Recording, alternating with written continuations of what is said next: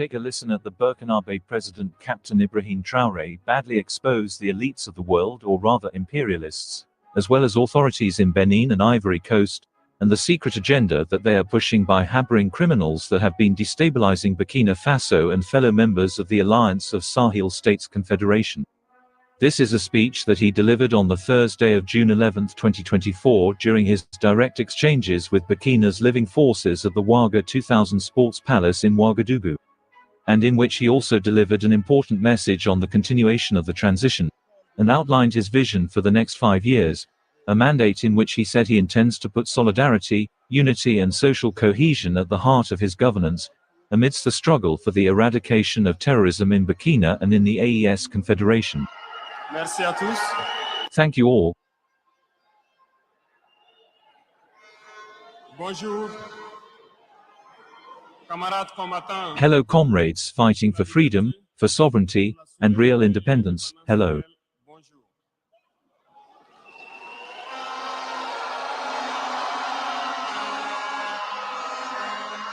Rendons grâce. Let us give thanks. Rendons grâce à Dieu. Let us give thanks to God who allowed this day and exchange to take place, Et que nous puissions nous retrouver dans cette cuvette du Palais des Sports. and that we can meet in this sports palace to discuss the future of our homeland, following your decision on May 25th to entrust us with the destiny of our homeland for another 5 years. De nous confier la destinée de notre patrie pour 5 ans encore. Soyez-en remerciés.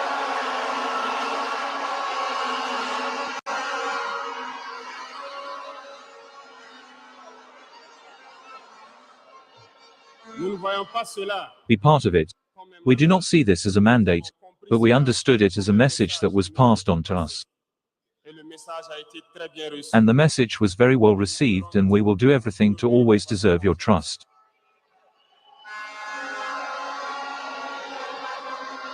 Permettez-moi également Allow me also to pay a vibrant tribute to all these defense forces, these internal security forces, our valiant volunteers for the defense of the homeland, and all these populations who live in these areas with high security challenges and who are standing. et qui tiennent debout. Nous leur rendons hommage et nous We pay tribute to them and we thank them for all the sacrifices made for our homeland. Je vous demande, I ask you that we can therefore observe a minute of silence to honor the memory of all those who lost their lives in this fight. la vie dans ce combat.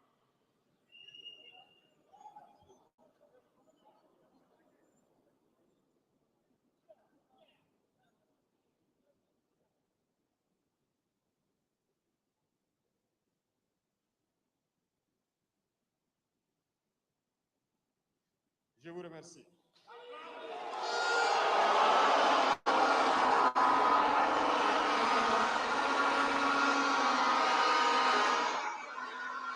Que les âmes des défunts reposent en paix. May the souls of the deceased rest in peace, and may the wounded find a good recovery. Camarades, Comrades, l'émotion est grande, certes, the emotion is great indeed, but allow me to articulate my remarks in 3 phases. en 3 phases. La première phase, The first phase will concern the stage from which I will explain to you how we see this world, à partir de laquelle je vais vous expliquer comment est-ce que nous voyons ce monde. La deuxième phase, The second phase we will devote ourselves to explaining to you why we must continue to fight, nous allons continuer à nous battre. Et après, l'étape la and plus after that, the most important step would be to briefly outline the vision for the future, if I may say so. pour l'avenir, si je peux m'exprimer ainsi.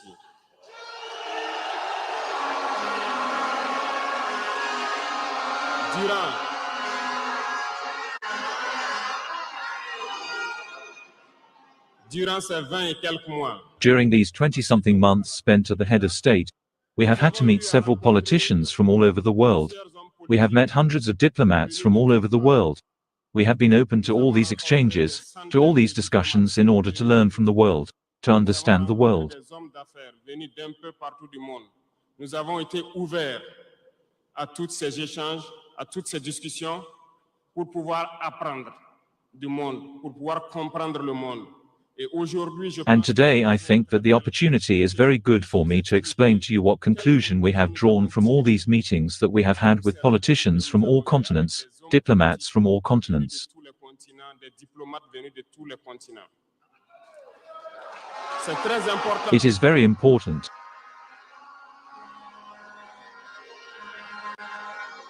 C'est très important la The conclusion that we have drawn is very important and it must allow you to understand the world. parce que souvent Because often in our countries we do not have this perspective of being able to have access to certain people who will teach you many things through their behavior and through their words and also by telling you how they see us. à travers leur comportement, à travers leurs propos, et aussi en vous disant comment ils nous voient. Camarades, Comrades, Dieu a créé le monde God created the world with all that there is as happiness, as unhappiness, as good, as bad, humans, geniuses, animals and everything that goes. et tout ce qui va avec. All right, guys, check this out. I was driving home from work a few months ago when I noticed one of my tires was dangerously low. Mais nous, humains, But we humans have decided to make the world something else. faire du monde autre chose. Chez les impérialistes, The imperialists have a vision of the world that I will explain to you. je m'en vais vous expliquer. Le monde se résume en un The triangle. world is summed up in a triangle for them. Le triangle You will see the triangle in most of their insignia. Maybe you do not understand, but the world is summed up in a triangle. en un triangle. Pour eux, au sommet For them, du at the top of the triangle is the empire of good. Et l'empire du And the bien, empire of good is them. c'est la prospérité. It is prosperity. It is everything that is positive. It is they who have the right to everything that is happiness in this world. It is they who have the right to all the riches. It is up to them to impose their way of seeing the world. It is up to them to impose their vision, their way of life. Voilà pourquoi pendant la colonisation, That is why during the colonization or their conquest, I would say, they came to our lands and they said that they discovered our lands because for them we are savages. We have nothing like them in fact. So they called us natives and they are the people. donc, ils nous appelaient des indigènes. Et c'est eux, le peuple. Ils s'arrogent tous les droits, They arrange all the rights, and for them, the world must work as they want. comme ce qu'ils veulent. C'est simple. It is simple. I will take a few examples. Regardez à travers leurs films. Look through their movies. They have prepared the minds of their people to make them understand that they are the best. C'est eux qui doivent tout posséder. They are the ones who must own everything. You will not say otherwise.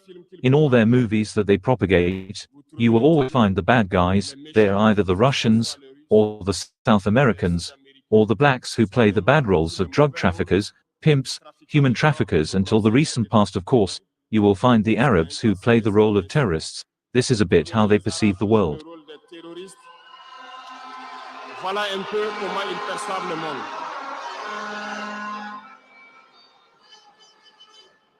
Quand je prends sur le volet When I take the economic aspect, who among us has not treated Chinese products as we like to call them, bad products? Shintok, comme on aimait l'appeler, de mauvais produits. Mais aujourd'hui, j'ai pu vous dire But today I was able to tell you that we are completely wrong because China is at a fairly advanced level of technology and it is in China that most of these countries come to supply themselves, put their brands on it and resell it to us as their properties. marque dessus et nous revendent comme étant leur propriété. Regardez autour de vous. Look around you. Our entrepreneurs who are in the construction industry will not say otherwise. Tous leurs engins aujourd'hui All their machines today are Chinese. Those who do the transport will not say otherwise. ils nous ont menti. Parce que nous They avons lied to us because we went around the world a bit in these 20 months to look for companies, to look for factories. And we understood that everything came from there. But through their communication, they led us to hate all Chinese products, to want to make us understand that if what is good comes from them, not necessarily from elsewhere. pas forcément d'ailleurs. C'est simple. It's simple. Remontez le temps. Go back in time. Pour mieux comprendre, To better understand what I would say, we must go back in time a little,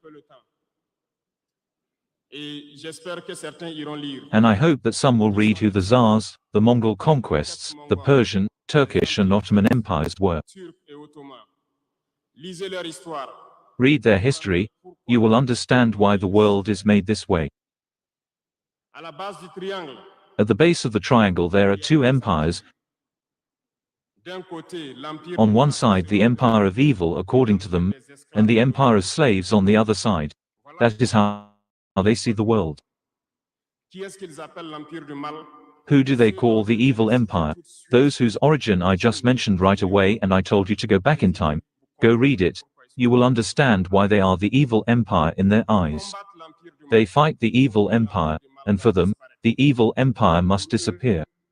For them, the evil empire embodies the devil. They communicate and they make their people understand it like this. This is why after the Second World War in the 80s, I will take the case of Russia. All the strategies were implemented to collapse it, with President Gorbachev. Tous les stratagèmes ont été mis en œuvre pour l'effondrer avec le président Gorbatchev.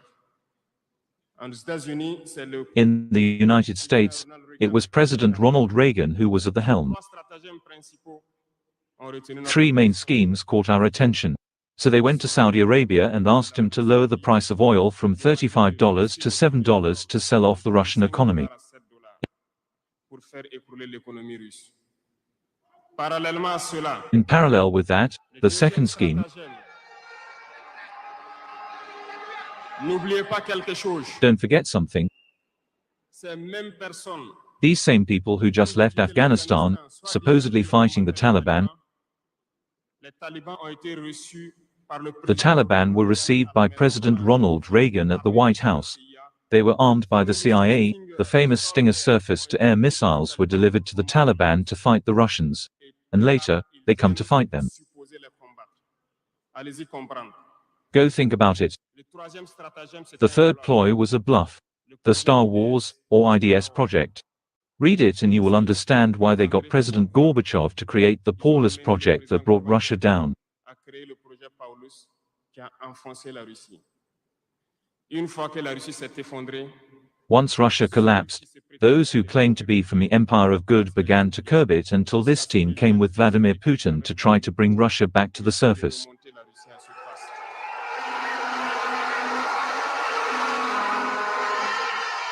L'empire du mal, The evil empire, Can a device smaller than a lunchbox really cool down rooms in a matter of minutes without using massive amounts l'empire du mal selon eux. the evil empire according to them, has suffered a lot. Look at Iran today, all the possible sanctions. Regardez comment ils qualifient Look at how they describe certain peoples. par la communication. Through communication, they can make you hate a people or love a people. Un peuple ou à aimer un peuple. Ils sont très forts dans la They are very good at communication and they use all possible channels. Regardez la guerre qui sévit. Look at the wars that are raging. Ils ont tout inventé. They invented everything for their own interests. Et enfin, And finally, the slave empire according to them is Africa and certain peoples of South America. Dans leur tête, comme je le disais In their minds, as I said recently, Africa belongs to them, our lands belong to them, the riches of Africa are for them, and they cannot conceive that Africans can emancipate themselves, get their heads above water, and therefore want to stand up to them. Et pour cela, And for that, they have put a cliché in their heads. That the African is easy to manipulate, he is only emotion. They will always find an African to fight against his brother, and it has always been like that. par la communication, Through communication, they have led you to hate your own skin color. votre propre couleur de peau. Dans nos cultures, In our cultures and in many cultures in Burkina Faso here, mourning was symbolized by the color blue. lorsqu'une femme perd son mari, So when a woman loses her husband, she would wear blue clothes to mourn for a certain period of time. ce sont eux They are the ones who came to tell you that black symbolizes mourning, the devil, mediocrity, everything that is bad. And unfortunately, we have swallowed this so much that when we are mourning, we also put on black. nous nous mettons également en noir. Il faut que nous nous réveillons. We need to wake up. Il faut que nous nous réveillons. We need to wake up because that is the cliché that they have in their heads. They are the empire of good, others are the empire of evil, and we are the empire of slaves. Nous sommes l'empire des esclaves. Voilà comment This is how the imperialists see the world. You have to understand this. And here, I am going to rant at certain intellectuals who continue to want to preach for the imperialists. Are they ignorant of this part of history? de vouloir prêcher pour les impérialistes. Est-ce qu'ils ignorent cette partie de l'histoire? Je n'invente rien. I am not making this up, it has been declassified. You will find everything I said in libraries or anywhere on search engines. Partout sur les moteurs de recherche. Ces intellectuels n'ont-ils pas lu cela? Haven't these intellectuals read this? De ce monde? Don't they know the history of this world? It may be dishonesty or a few dollar bills that lead him to always preach for the imperialists. Our intellectuals must be able to preach at all times to raise awareness among our people, our popular masses, so that they understand where they come from and how they are seen by the imperialists. Ils sont vus des impérialistes. Picture this, losing 3 pounds a day, every single day. That's 21 pounds a week. It sounds unbelievable, but it's happening right now with the coffee loophole.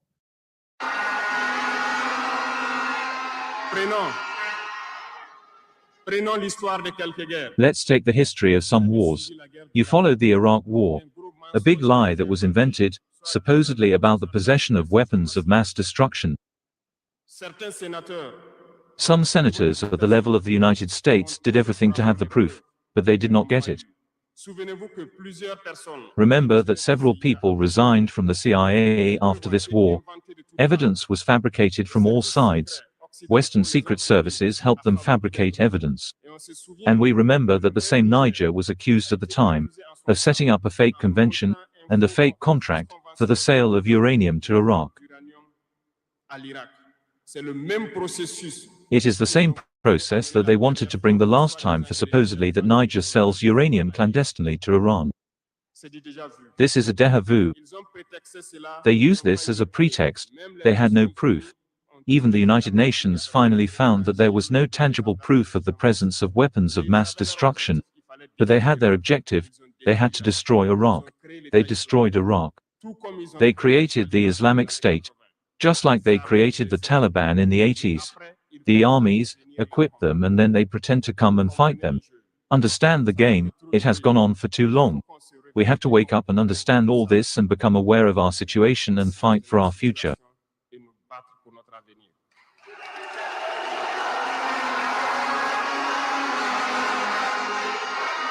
Toutes ces guerres, All these wars, toutes ces guerres ont été inventées all these wars were invented through Iraq, Syria, and Libya with the aim of destabilizing the world for their benefit because no one should be able to match them. parce que nul ne doit pouvoir les égaler. C'est ce que nous vivons aujourd'hui. This is what we are experiencing today in the Sahel, also through the terrorism that they have imposed on us, because they will always find blacks who will get excited and who will take up arms against their black brothers. Leurs frères noirs. C'est ce que nous vivons. Et n'ont jamais quitté ce This is what we are experiencing, and have never left this model.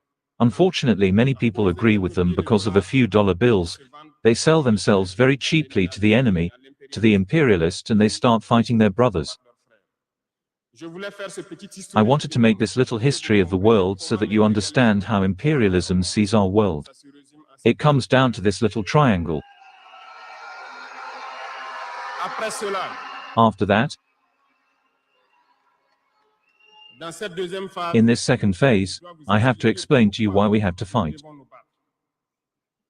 Une petite histoire. En 2015, A little story. In 2015, when we met in Timbuktu, I was in charge of security of the airport platform. chargé de la sécurité donc de la plateforme aéroportière.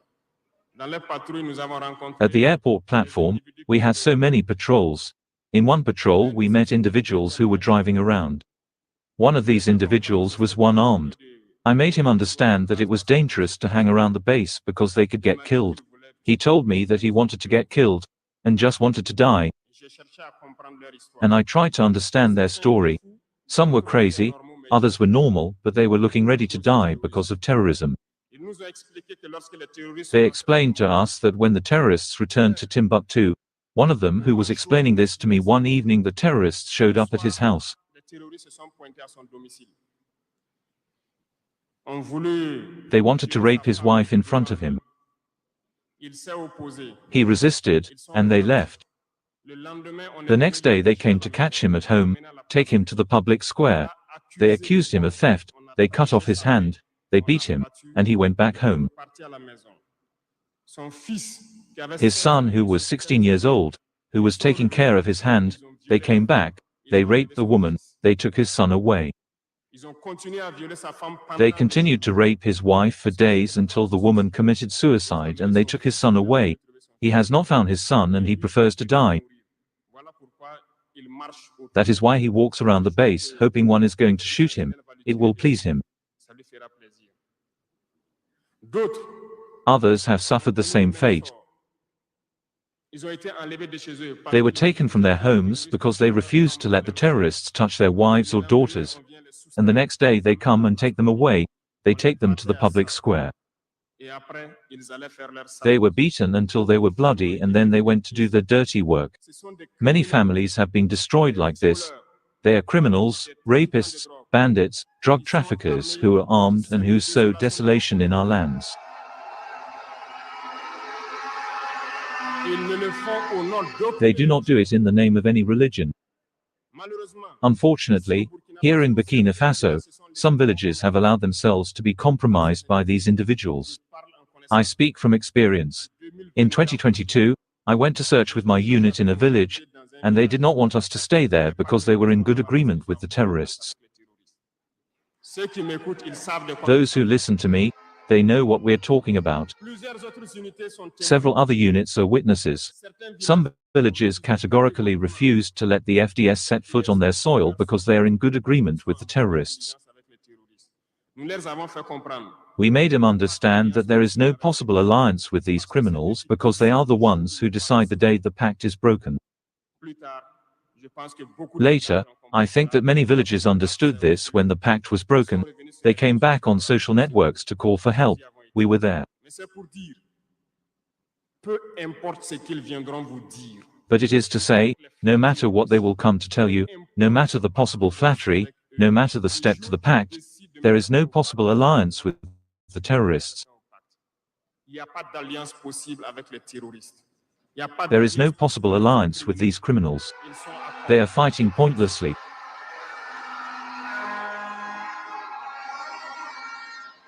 Aujourd'hui, Today, we are seeing a phenomenon unfortunately in our cities here, where some people like to go from class to make the wives of some FDS and some VDP understand to the families of some people who fell for the homeland that they had a peaceful solution with the terrorists. aux familles de certaines personnes tombées pour la patrie, que eux, ils avaient une solution pacifique avec les terroristes. C'est nous qui avons voulu faire la guerre. Et voilà pourquoi. And it is we who wanted to make war, and that is why all this is happening. Comment est-ce que des êtres humains, How can human beings, seeing everything that is happening, including the world, have such remarks? ne vous détrompez pas, Do not be mistaken, soit nous les combattons, either stand and fight them or they'll fight you, that's all. Hello, everyone. My name is Adam Ferrari, and I am the CEO of Phoenix Capital Group. We look forward to you joining us.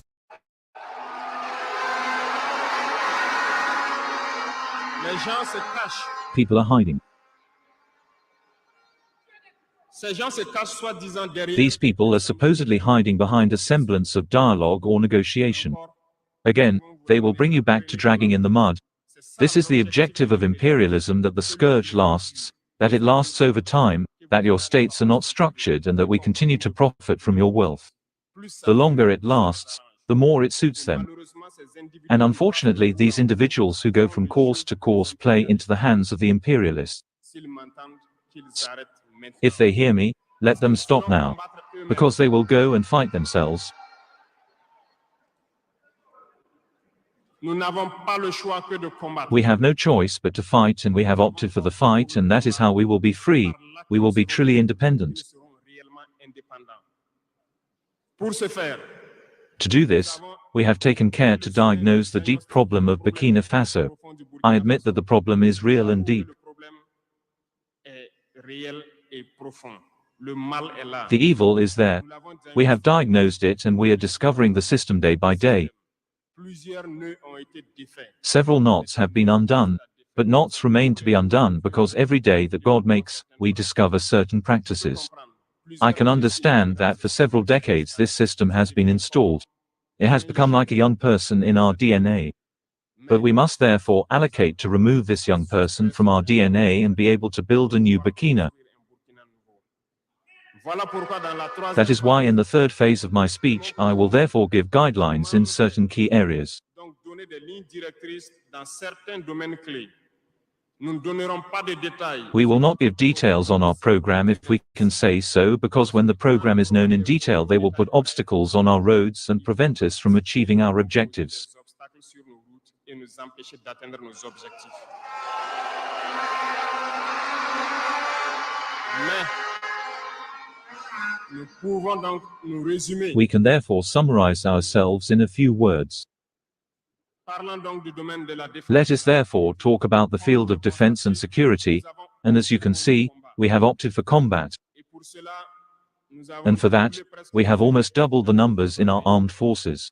Nous continuons de We continue to recruit, and I think that recently recruitment has been launched on the officers and non-commissioned officers side, and soon in a few days, recruitment for at least 10,000 soldiers should be launched. Nous continuerons à renforcer les effectifs. We will continue to strengthen the numbers to cope, because wherever you are, despite the recruitment that has been done, there is always the need for soldiers. de militaires. Partout au Burkina Faso, certains Everywhere in Burkina Faso, some villages continue to want the military presence. So there is reason to continue to recruit and equip, and I can assure you that we are on this path. Since January 2023, we have been able to launch an equipment program. C'est vrai, le monde est fou. Et à la It is guerre true, the world is crazy, there is war everywhere. prend son équipement, No nation takes its equipment and sells it, ce qui a we fait manufacture it for que you, ces équipements which meant that this equipment dragged on for almost 18 months. But the first ones started to come, as you were able to see last time, and the equipment will continue to come because we want the level of our army to reach a level never equaled in the sub-region. jamais égalé dans la sous-région.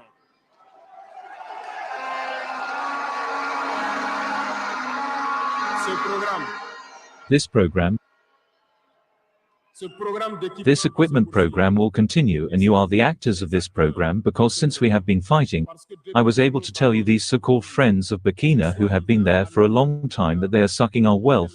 Even a single cartridge of Kalashnikov we have not received from anyone to fight our fight. reçu de personne pour faire notre combat.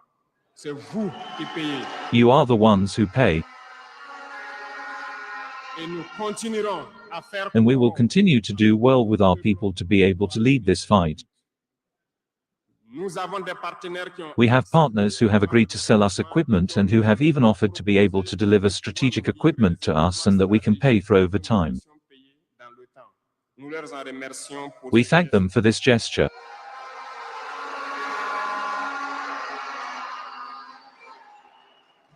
Et nous disons encore merci au peuple. And we say thank you again to the people who have understood the meaning of the fight that we must fight. If we do not fight, they will come to get us at home like in a chicken coop or in a sheepfold. Every morning they will choose who they want to go and execute in the public square, to scare others, to go and cut off hands or feet in the public square to scare others. C'est comme ça leur tactique. That is their tactic, therefore we will fight, Et nous nous donnerons les moyens. and we will give ourselves the means to get there.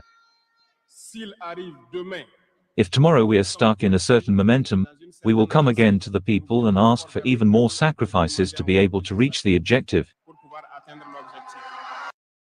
On a healthy diet but still tired? Your thyroid might be the culprit. Dr. Pompa believes in a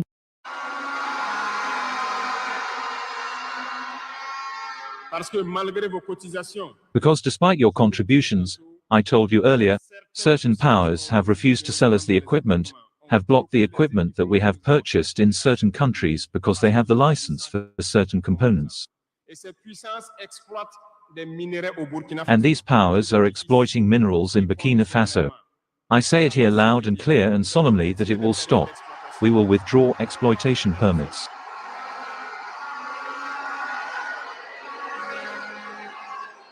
Vous ne pouvez pas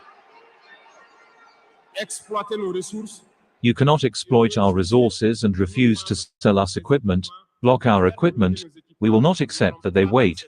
We will recover our exploitation permits and we will exploit it ourselves. Et nous allons l'exploiter nous-mêmes.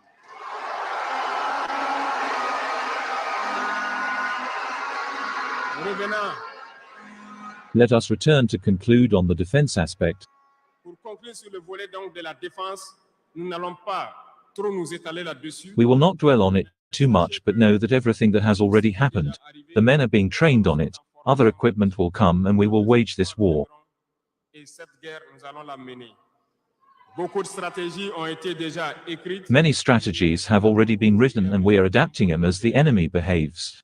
And we will defeat this terrorism very soon here in Burkina and even in the AES. Et même dans l'AES.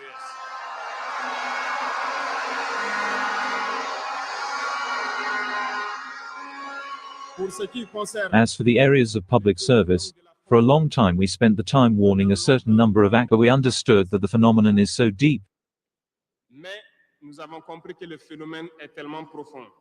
La corruption, Corruption, bad governance in the various administrations, the lack of ethics persists. persiste. Certains organes ont été donc Some bodies have been set up as part of the fight against corruption, and recently, some orders have been made regarding whistleblower bonuses. Le dernier acte à poser sera fait avant The last act to be taken will be done before the end of this month. It is a body that will have to sit in all ministries to take charge of certain dysfunctions of acts of corruption and be able to act. pouvoir agir. Et ces organes seront prêts. Parce que nous avons beaucoup Because we have many hard workers also in the administration, but who are put in the shadows, who are often sidelined. parce que pendant longtemps Because for a long time, it is the most corrupt, the most dishonest who have been brought to light. They are the ones who benefit from all the advantages, and I therefore tell workers to be careful of these individuals who are losing their privileges because they will continue to manipulate you, to poison you and to send you to bad pastures. de mauvais pâturage. Faites très attention à ces individus qui Pay close attention to these individuals who are losing their privilege because we are not going to allow the so-called elite who have been programmed to arrange all the rights in our various administrations. s'arrogent tous les droits donc, dans nos différentes administrations. Le dernier organe sera mis en place. The last body will be set up before the end of this month and the real work will Vous begin. entendrez dire, You will hear it said everywhere after this that we do not respect certain texts. pas certains textes, nous ne respectons We do not pas respect certaines certain laws, but there is no law or texts that hold in this fight when it is for the interest of the homeland. lois de la patrie. Qu'ils se le tiennent pour dire donc, nous Let them avons- restrain themselves to say, so we are going to go in this direction. Nous avons donc dans le processus de recrutement, We have therefore adopted a line of conduct in the recruitment process. We are in the process of making a diagnosis, checking attendance and seeing the needs. il n'est pas exclu qu'au cours de l'année It is not excluded that during the year some competitions will be launched to increase staff in certain places. il y a eu d'abord Of une course, phase de there was first a wave of competitions that was launched, but in all circles they're taking stock if there is a need. I say if there is a need, we will continue to recruit to be at an acceptable level and to be able to operate the various organs of the country for the happiness of the masses. donc, du pays pour le bonheur donc, des masses populaires. Dans les domaines donc, de la diplomatie, In the areas of diplomacy, nous avons opté we have opted for a common diplomacy in the AES. toutes les décisions vis-à-vis donc, des All decisions with regard to partners, whether African or abroad, will be taken unanimously within the AES. Mais nous avons aussi opté But we have also opted for a diplomacy of truth. vérité. Nous ne comptons pas nous mettre We do dans not intend to engage in certain logics of lying or covering up the reality. réalité. Soit disant que c'est Supposedly, diplomatie. this is diplomacy. This is false. Ce n'est pas là la This is not diplomacy. Je puis vous dire, I can tell you that what you see in the superstructure when people come to the hearing and come out to speak into the microphone, this is only the visible part of the iceberg. ce n'est qu'une partie visible de l'iceberg. Ce qui s'est passé à l'intérieur dans les huit What happened inside behind closed doors has nothing to do with diplomacy. et nous nous sommes donc inscrits And so we have subscribed to this logic of telling people things clearly. clairement les choses au peuple. Certains vont nous critiquer. Some will criticize us, others will even say that no, A head of state should not speak like that. A head of state should not do that. Mais nous leur disons que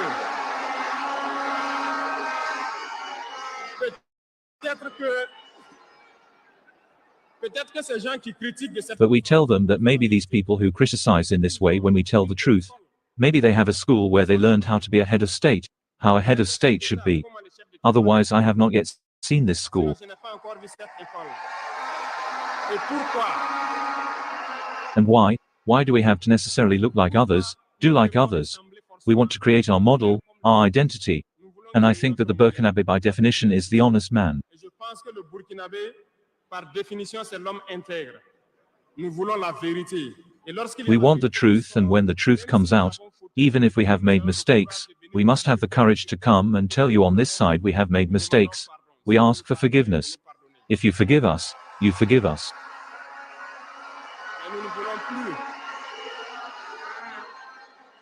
Et nous ne voulons plus nous inscrire. We no longer want to be part of this lying diplomacy. Nous avons, dans une interview, parlé. In an interview, we talked about the Ivorian regime. Certains Burkinabés Some Burkinabés got on their high horse and criticized it.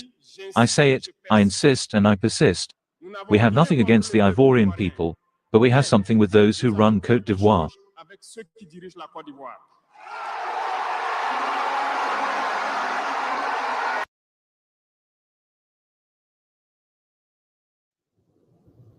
How do you fight an enemy? Nous le disons et nous le répétons encore. Let me tell you something.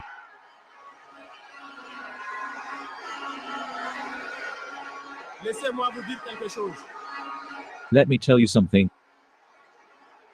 Permettez-moi de vous dire quelque chose. Let me tell you something. Il y a There is indeed in Abidjan a center of operations to destabilize our country. un centre des opérations pour déstabiliser notre pays. Personne ne peut le nier et nous No one can deny it, and we will give you proof in the coming days. créerons des preuves physiques. We will show you physical evidence. Vous allez comprendre. You will understand what we are talking about. Personne ne viendra nous dire. No one will come and tell us that in Benin, there is no French base directed against us. Nous avons We les have the preuves evidence sur at la hand. Two important bases.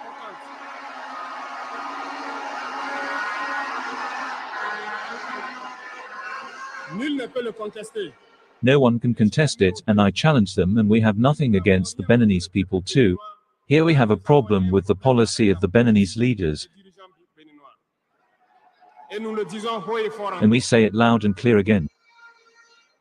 Dans cette diplomatie, nous avons In this diplomacy, we have decided to tell the truth. There are indeed two bases, one towards Kandy and the other going towards Porga, or I don't know which locality. des pistes ont été réaménagées. Runways have been redeveloped over 3,000 meters long. Planes land, people equip and train the terrorists there. We have recordings on the backs of French agents in Benin there who are acting as the center of operations for the terrorists. Ils se jouent le centre des opérations des terroristes. Ils montent les opérations avec They set up operations with them. They help them get treatment. They do everything there. Nous avons tout. We have all the details on them. And you don't want us to tell our people. We'll tell Vous ne them. voulez pas qu'on le dise à notre peuple? On va le dire. Si vous ne le voulez pas, If you don't want him to, s'ils ne le veulent pas, qu'ils if they don't want him to stop behaving like that, it's simple. Nous n'avons forcé personne à We didn't penser. force anyone to become independent. Si vous décidez de rester dans If you votre- decide to stay in your situation, but do not take your countries to make them low stop, because it is your populations who will suffer afterwards. Et c'est pas une bonne politique. And it is not a good policy. Nous le disons par expérience. We say it from experience, and I always repeat it, that Burkina was a rear base to destabilize certain countries, and it is not good. Déstabiliser certains pays. Et ce n'est pas bien. Le Burkina était une base arrière à un moment donné. Burkina was a rear base at one point for the terrorists here. This is the price we pay. So to warn the people of these countries that I am talking about, they must speak to their leaders and they stop this policy because it does not suit them at all.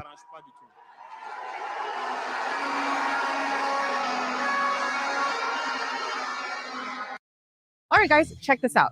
I was driving home from work a few months ago when I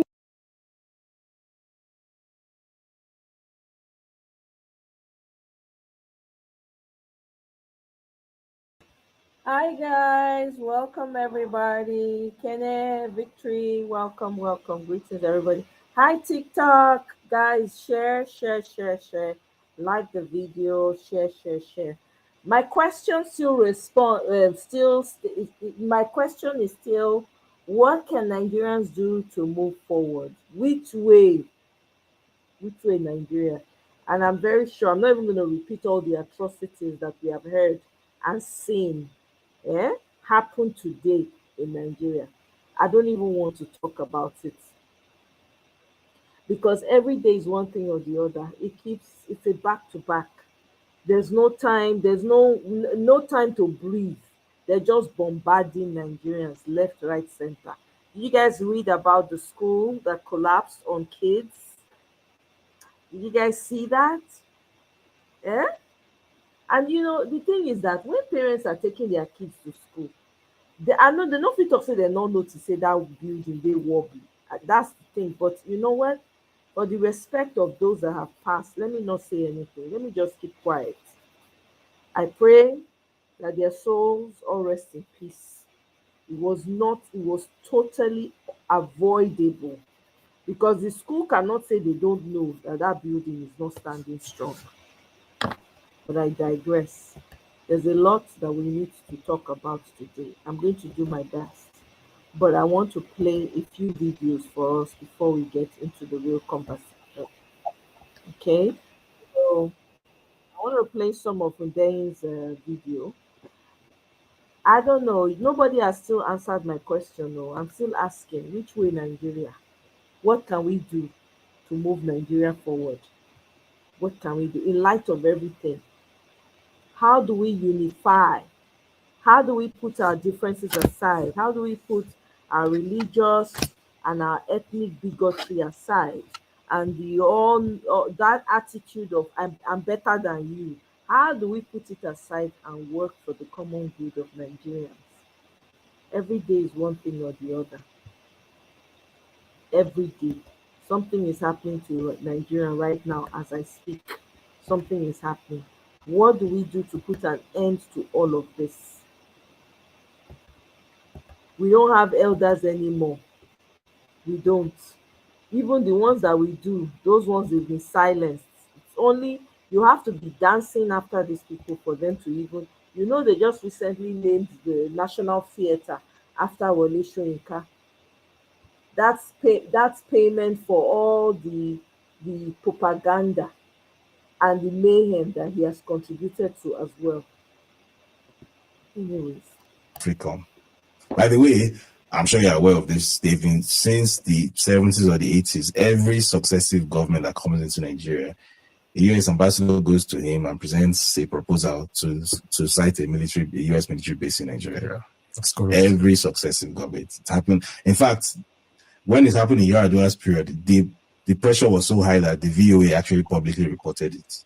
Wow. Like, so if you Google, there's a VOA article Yeah. that Yar'Adua rejects Yeah. planned US, because the plan for AFRICOM was that it should be headquartered in Nigeria. Of course, largest population in Africa. Because the idea is that Nigeria could be the largest strategic threat. Of course, yeah. To us. Correct as well. So let's neutralize this threat by putting our military base here. Because once they put a military base on your soil, it's not just a military. How can you be a sovereign country when having foreigners on your soil, having foreign military personnel on your soil? You're not sovereign at that point. You can't be sovereign. Germany isn't sovereign. You have an American. No arguments from me. No arguments from me. Be a sovereign country when you have a foreign military occupying a part of your country in a military. No arguments from me. Look at Qatar. Can you say Qatar is a sovereign? It's not possible. Because you cannot carry a Nigerian military and say you want to go to the US. Put a base on US soil. Come on. Yeah. They will look at you like you're insane. But somehow it's perfectly fine for them to come to your country and site a base. Yeah. And it's never just a base. Yeah, of course. Military intelligence collection. There's going to be so many things. Niger, Mali, they made that mistake. And you can see how difficult it is for them to get rid of these people now. Because once they're in, before you can get rid, and even after they've left, they never actually leave. Of course. There are always all sorts of manipulating things that they've left on the ground, booby traps that you don't even know about, So That's basically was Goodluck Jonathan's offense. He didn't do anything again. As I have to stress, he was not Lee Kuan Yew. Yeah. It's just that he was averagely competent. And in the American worldview, a Nigerian president cannot be averagely competent. A Nigerian president has to be Buhari or Tinubu. That's the love. If you recall, throughout 8 years of Buhari, did you ever see the US adopt any kind of hardline position toward Nigeria? None. Even when NSAS happened, none. He rolled out the red carpet for him. Yeah. Was there ever like a proper state visit from the US to like Goodluck Jonathan? Even I remember John Kerry visited Nigeria and he was Secretary of State in 2014. He did not see the president. And he went to meet with northern governors. Okay, so yeah, that's correct. Yeah, that's correct. That was one of the biggest statements of intent you've ever seen. Yeah. Right? But Buhari got an audience with Trump. Yeah, I remember that visit. Yeah. Trump apparently, allegedly was like, don't ever bring this man to me again. I don't know whether that's true, but I read it. I read that as a name. Buhari got an audience with Trump. Jonathan never got. I agree. Yeah. Tinubu has been able to, maybe they don't want to be seen with him publicly. I don't know. But at a point, there was a plan for them to. This man came to visit him now, Blinken. Blinken was in Abuja a few months ago. Yeah, the Secretary of State has visited him. Yes. Tinubu himself was actually supposed to meet with Biden, I think at the UN General Assembly, before they cancelled it at the last minute. Okay. I think because of optics. And Jonathan never got that. He never got that. What does that tell you? Of course, yeah. That means that they approve of a certain type of leader. Yeah. And they disapprove of another type. So what's the difference between Jonathan type and the Buhari type? Who was better for Nigeria? Yeah. Who did they approve of? It's just math. Of course. It's a very simple calculation. Exactly. For me, I used to naively and stupidly think that it had to do with the homosexual bill. They couldn't. Yeah, exactly. I've grown a lot since then, and I used to naively think that was the reason. But hearing you say this on books I've read, I'm like, of course, that's the reason. But for me, another way I can look at this now is you mentioned the unipolar moments that America was once in, because I believe that moment has gone. Yes. The days when America used to go around the world and show herself and do anything she wanted to do, kill this person, topple this leader, do this coup, those days are gone. Yeah. And thank God, I've said this publicly many times, thank God we now live in a multipolar world. It's good for us Africans. A multipolar world is a safer world. Exactly. It's good for us Africans because what has happened now is if America says no, I can go to China. I can go to Russia. And you'll see that a lot. And of course, it's not always in our own benefit, but at least one can argue that. For me, it's such a simple conversation to have. Like, there's a very simple way of analyzing it. So for all those years where there was one sole hegemon, how many railways, schools, roads were getting built on the continent of Africa? Yes. Were African leaders not seeking finance from the US? We're not getting it. Of course. Now China came into the picture. And look at the infrastructural explosion across the continent. All of it. So, I remember recently when I was in Nairobi, I remember there was I forget where I was. I was on the 30-something floor of a building, and I was like the city center. I was looking across the skyline, and I momentarily forgot where I was. It was so beautiful. You know how it is when you're on the Shard, at the top of the Shard in London or something. Yeah. That skyline. Yeah. Or you're at the Empire State Building in New York or whatnot. That's how I felt. Yeah. And momentarily, I just had this moment where I was like, you realize 15 years ago, this didn't exist. All of this didn't exist. And guess what?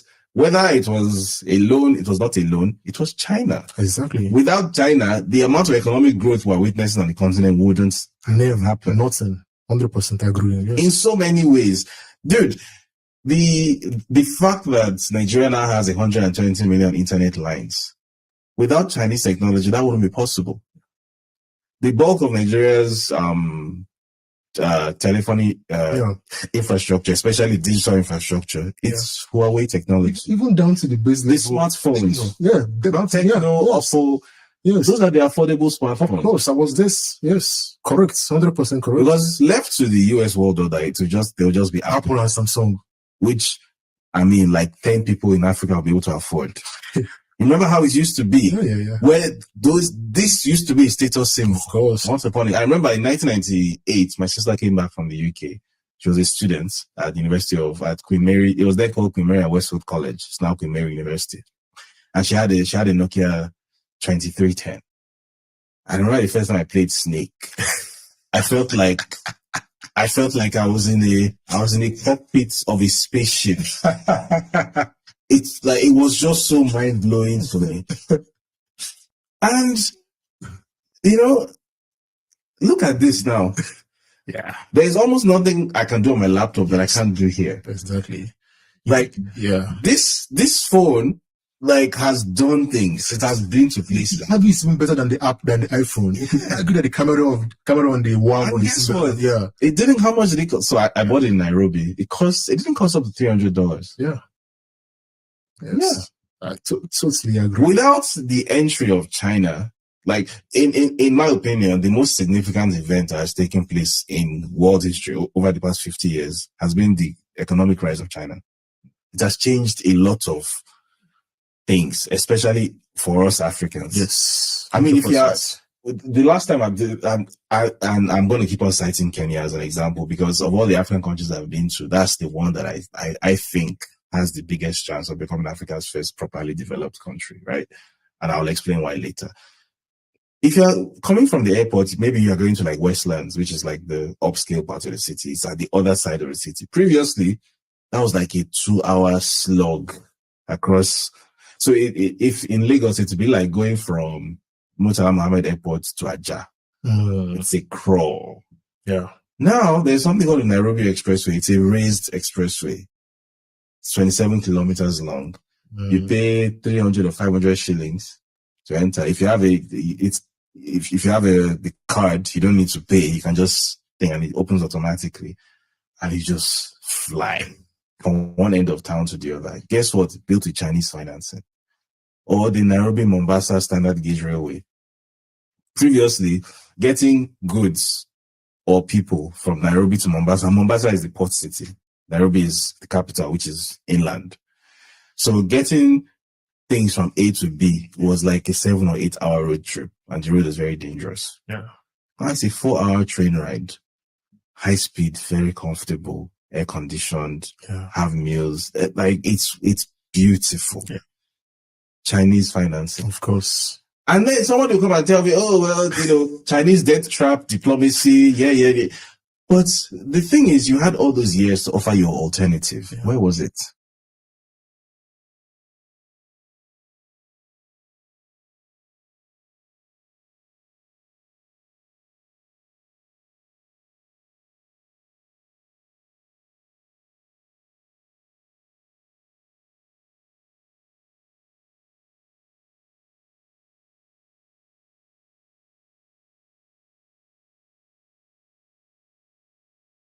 Everyone as a threat. And over and above seeing everything and everyone as a threat, it has categorized the world into different economic roles, economic and military roles. And the role that Africa has been designated for is that it should be the producer of raw materials, right? That's Africa's role, the supplier of raw materials to the global market. So Africa is the farm and the mine. Asia is the factory. Then America and its European allies are the consumers lounging in their garden, right? That's the model. So any leader whose vision it is to turn an African economy from a mineral exporting economy into an economy that makes stuff. Even if you're not making it for a global market, you're making it for not even an African market, even just for yourself, right? Because there are a lot of things Nigeria has the capacity to manufacture. And I don't mean in the next 10, 20 years. I mean right now, there's a lot of existing capacity to manufacture stuff that doesn't get used. Because things are made to things are made such that it's artificially much more expensive or much more difficult to produce in Nigeria than it is to import. It's a lot. I mean, so I don't know if you have any family members who live in Aba, for example. France is that's one of the most industrial cities. Of course. Nigeria, you can ask them. Yeah. And they'll tell you a lot of the reasons, like there is the desire to manufacture a lot of things, and there's the capacity. It exists. It's not as if we need to import one Chinese person to teach us skills transfer. Yeah, a lot of this already skills are already here. But compared to the cost of importing 140 by 20 container from Guangzhou and making it in Aba, it's cheaper to import the container. Because the electricity is more expensive here. The road transport infrastructure is terrible, which adds more to the transport costs. The rail transport infrastructure is non-existent. Obviously, air is prohibitively expensive. So if I'm talking about agriculture, for example, the refrigeration infrastructure doesn't exist. So approximately 50 or 51% of Nigeria's harvest spoil on the farm. Wow. Every year. Wow. So approximately half of all the food Nigeria produces never makes it off the farm. Wow. Already. Because basic things like rural roads to evacuate things quickly don't exist. Things like refrigeration facilities to get things from the farm into storage quickly, they don't exist. So guess what? It's cheaper to import food. And by the way, none of this is by accident. This is all part of that same model I'm discussing. Where there's a video I'm going to send you after this. It's a friend of mine. His name is Alex Gladstein. He's the director of the Human Rights Foundation, HRF. And he also does a lot of like economic research, right? I think he used to be affiliated with the IMF. Okay. And he did an appearance recently where he said that the business model recommended by the IMF to African countries is one where you are extracting minerals from the ground. And the goal is, first of all, the entity extracting it should be American or maybe European or Australian or something.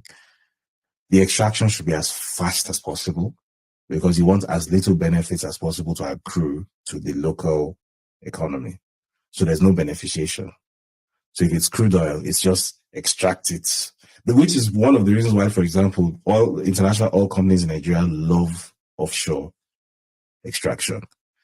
If you notice, they sold off almost all of their onshore assets. They're not interested. It's all those ADAX them. You guys can go and struggle for that one. That's not our business. It's all those 200 miles offshore extra. Can access it.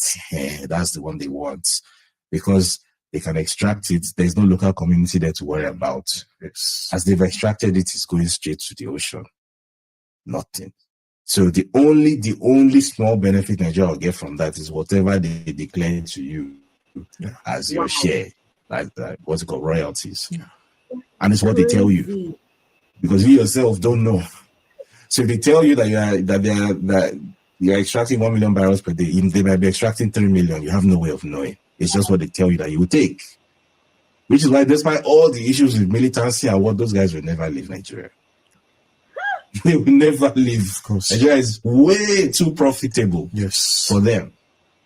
In addition to the fact that it's obviously light sweet crude, which makes it much better to refine.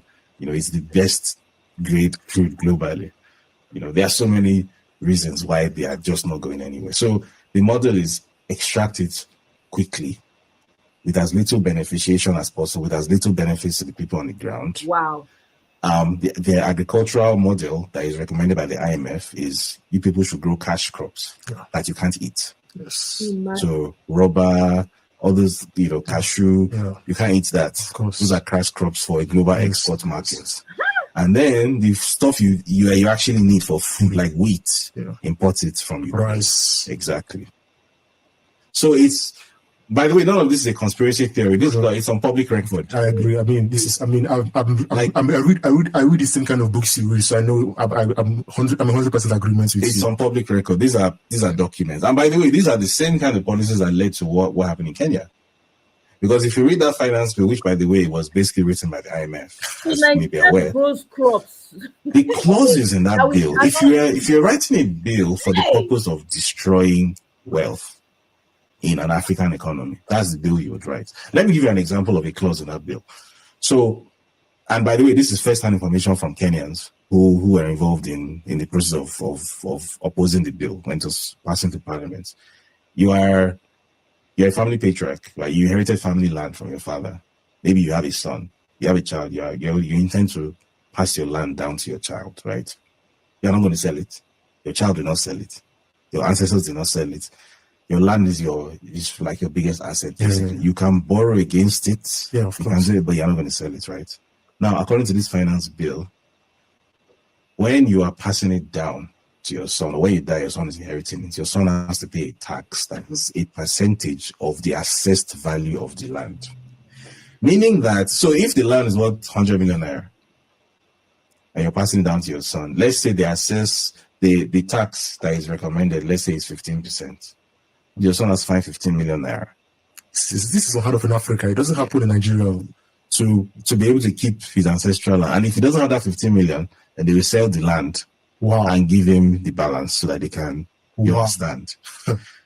Basically, what that means is, bear in mind that there are 4 factors of production. There's land, labor, capital, entrepreneurship. I'm sure you know land is the most important. Of course, yes. Because everybody has labor, everybody has entrepreneurship, and capital is esoteric. It can be anything. Yes. You know, capital used to be cowries. It can be anything, right?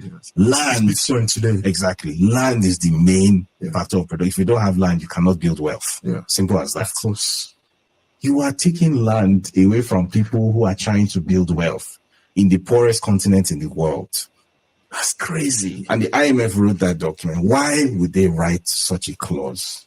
Listen, I never knew they could do this in the 21st century. I thought they did this, obviously, the one they did in Nigeria, the military era. What's it called? Land Use Act. No, there was one that is this import substitution. There was something that import prohibition. Yes, there was something they did. Export prohibition act. I thought that was back then. I didn't know that they still do that. Now when you have internet, they're still trying to do stuff like that in today's world. That's crazy. Yeah. Wow. Yeah. I'm shocked that I didn't read the finance bill from the Kenyan stuff. So, and that's just one example, by the way. Wow. That's just one example. All sorts of commodities are having their taxes, daily commodities. Taxes are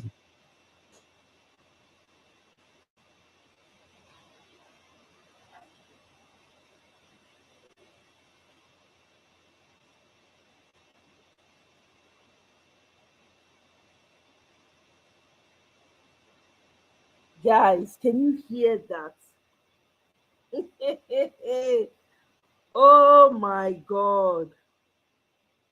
Nigeria, what will it take for us to come together, have some sense, and do what we need to do? These people's plan is not good for you.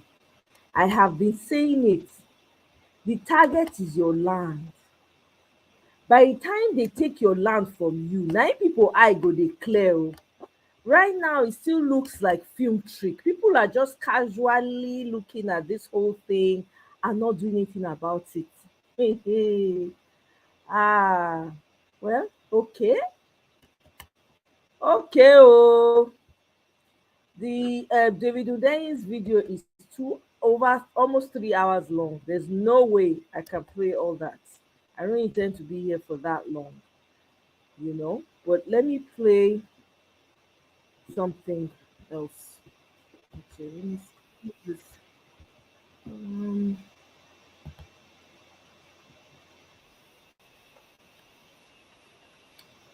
second. Okay. Now, wow.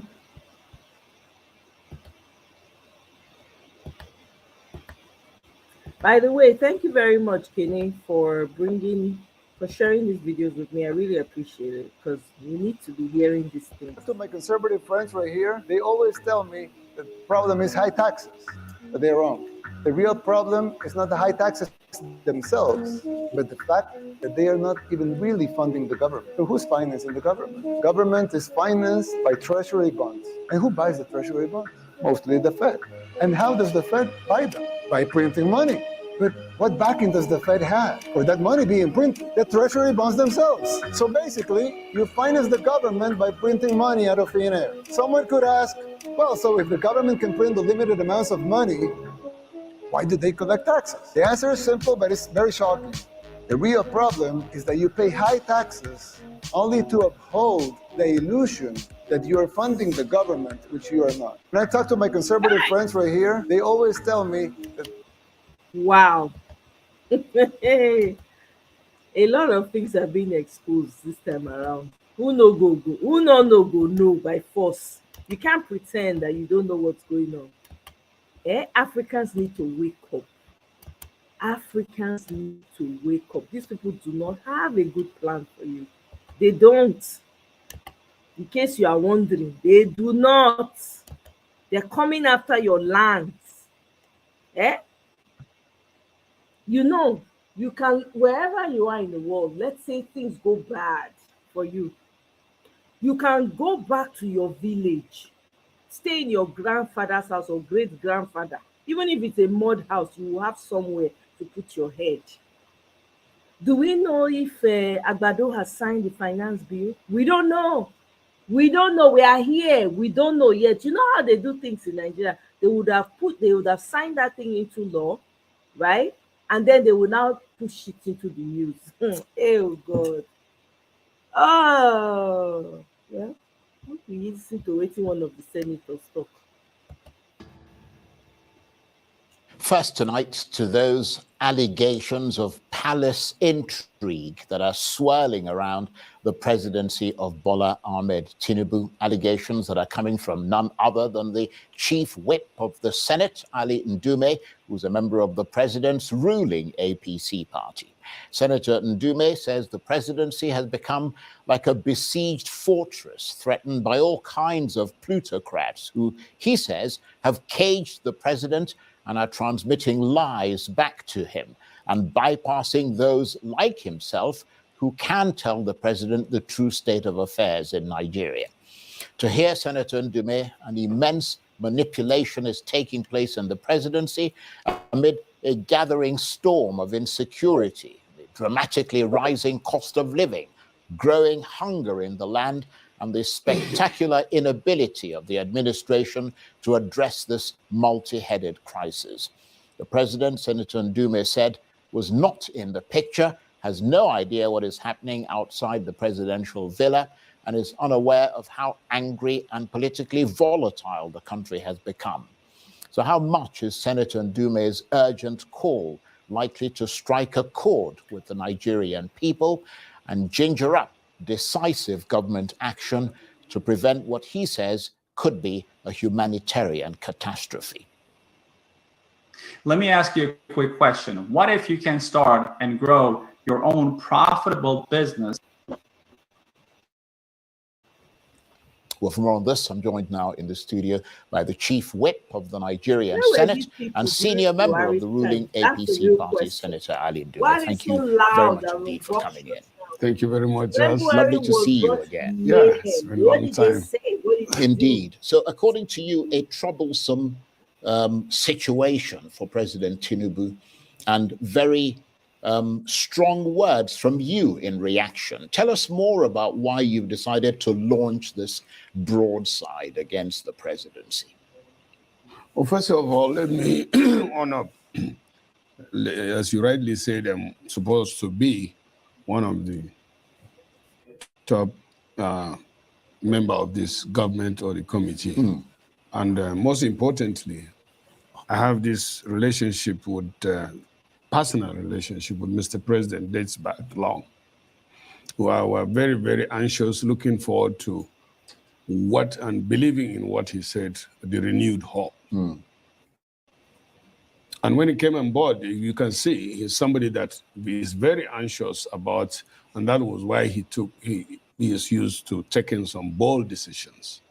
But as I said, and I'm on TV, I speak straight. If there's anybody that will, say what I'm saying is not true, can come up tomorrow and talk to Charles. Shut up, this government liars. Is going down, and that is because it's. Yesterday I did not say it is taken over or polluted by plutocrats. No. If it were plutocrats, it would be better. But this government, and you can quote me on that, is now run by kakistrocrats. We've known that from And that's very, very dangerous. Explain. Kakistrocrats? I have it here. You can check the definition. It's a government run by worst, least qualified, and most unscrupulous citizens. I'm not the first one that says. Right, because the reason I mean, you were quoted as saying by several different sources, as saying that the government's been taken over by plutocrats. And I was going to ask you to clarify that, because plutocrats are wealthy people, No, who are running sort of a government. No, this government is populated by kakistrocrats and kleptocrats. Right, okay, kleptocrats, people who are members of the kleptocracy, who are basically dipping their hands into the till to make all the time. Government for what they can make for themselves. Okay. Unfortunately, that is not what the president personally, as I know him, as I said, is up to. He really meant this renewed agenda hope thing. But you can only do that when you have people around you that are on the same kind of thinking. Right. But this is not what is happening right now.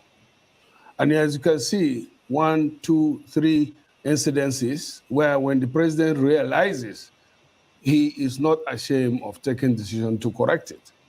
Even when it started with appointments and all that. And the same thing with policies. When they bring policies that the people are against, I give you an example recently with this cybercrime levy. When the president realized that you have not heard about it, he again equally suspended it. What I'm hoping now is that he will look out and get, I don't believe, again I say, that he is in the real picture of what is happening out there. People are angry. You can't imagine the number of calls I received today, including yourself. I called you very early in the morning. Yeah, but what were you saying? Hey, you are yourself again, because you say it as it is and you come. Look, somebody has to do this. I'm 64 years old. I thank God for everything. And I think what is left to me as a politician or expected of me is to speak out the truth to whoever he is. Well, that's one of the reasons you were elected into office by people. I mean, the idea is that you're supposed to represent them truthfully. Yeah, and that's what I'm trying to do. So you speak truth to power. Now we have a big challenge, and that is the threat of hunger and food scarcity. It is not only that the prices or inflation has gone up to 40%, but it has gotten in some places where you will not, with your money, you won't find the food or the items you want to buy. That is very, very dangerous, and Nigeria has never been included in the countries that face severe food crisis or food insecurity. But this time around, check the figures.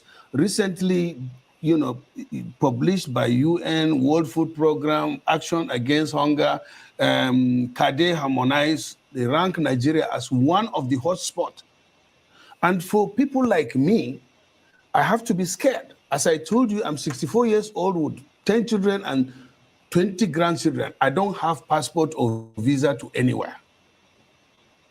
I don't have. You have more than one passport. I know. But what do you mean? I have more than one? I know you. We're not talking about me. We're talking about you. You stay in Nigeria. You stay in London, and you can go to London tomorrow morning. I cannot do that because I don't have visa to anywhere.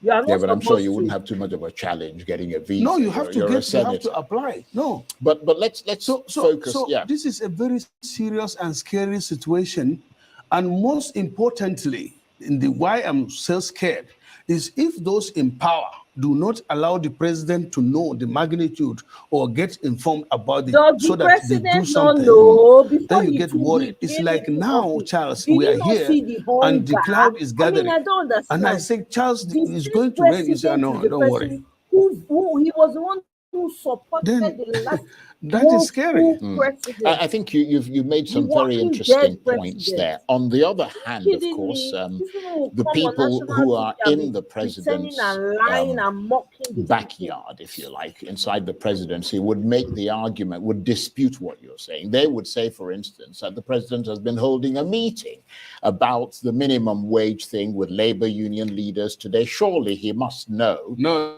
that is not the reason why they're talking. I mean, he must know that, you know, the reasons why they want a higher minimum wage is because of the conditions in the country and all the rest of it. And they would be speaking directly to him. So he can't be that shielded from the facts, can he? I mean, he must know what is going on. Well, if you say so, but I don't see so.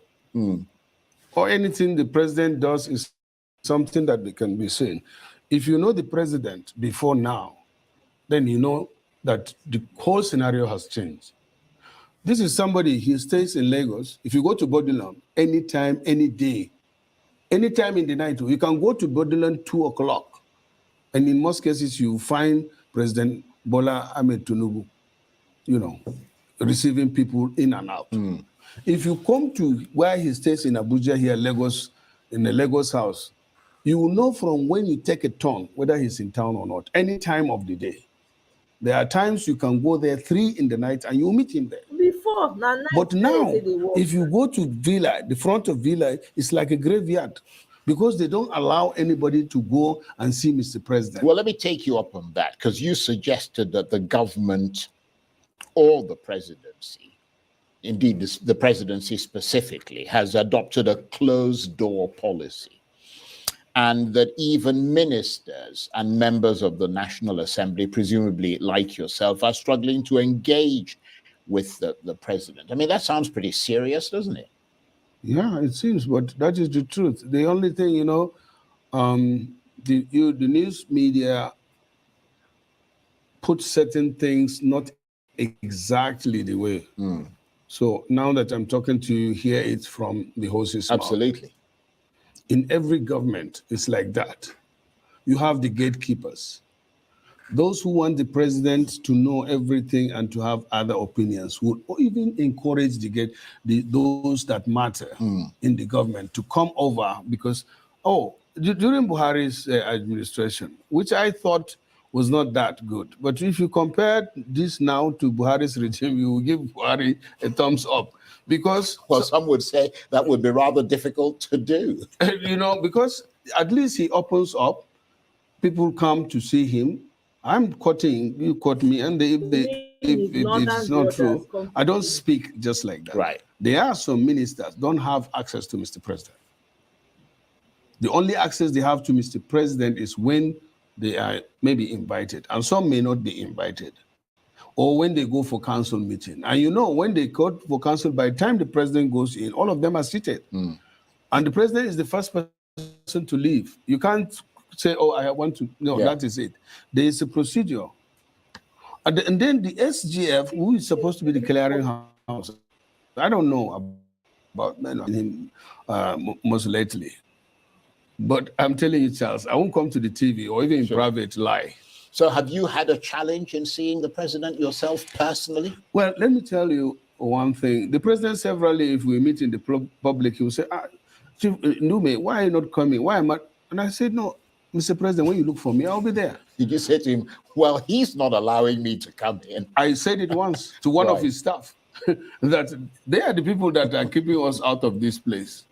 And so I will not struggle to come and see Mr. President. But I have an obligation to speak for the people, or speak for my people, or speak as a senator. You can imagine I am the chief whip. If a chief whip cannot have access to Mr. President, the new senators, of course. Yeah, that's a problem. Yeah, let me tell you. And let me tell you in difference to it. Obasanjo started, during his government, in 24 hours, if any senator wants to see him, nobody will ask him, what do you want to see the president for? He makes sure that within 24 hours, any senator has access to him. Ministers go in and out. Obasanjo, as old as he was older than our president, he will be saying, well, that is politics.